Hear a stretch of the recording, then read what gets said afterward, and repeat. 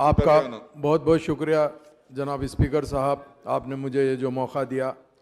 मेरा सीधा सवाल है साहब, ये जो आसरा पेंशन है उसके ताल्लुक से सवाल है साहब।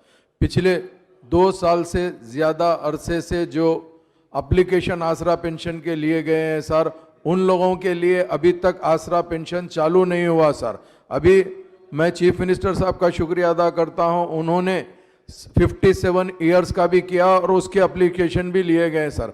मगर मैं आपसे सीधा ये पूछना चाहता हूं सर, आसरा पेंशन के अंदर ओल्ड एज पेंशन भी है, उसमें विडो पेंशन भी है, डिसेबल पेंशन भी है सर। ये कोविड की तरफ से सर काफ़ी लोग जो बेवा हो गए हैं, जो लेडीज, उनका भी पेंशन अभी तक नहीं दिया जा रहा है सर। तो मैं आपके जरिए से खास तौर से हुकूमत को यह कहना चाहता हूं कि इमीडिएट आप आसरा पेंशन जितने नए एप्लीकेशन लिए हैं उनको रिलीज करिए। उसके साथ साथ जो एग्जिस्टिंग पेंशनर्स है उनको भी 3 महीने से पेंशन नहीं आ रहा सर, उनको भी करना, चूंकि आज लोग बहुत परेशान है सर, खाने के लिए परेशान है सर और बच्चों की फीस के लिए परेशान है सर। इसके लिए आपके जरिए से मैं मिनिस्टर साहब से ख्वाहिश करता हूं कि जल्द से जल्द आसरा पेंशन रिलीज किया जाए। बहुत बहुत शुक्रिया।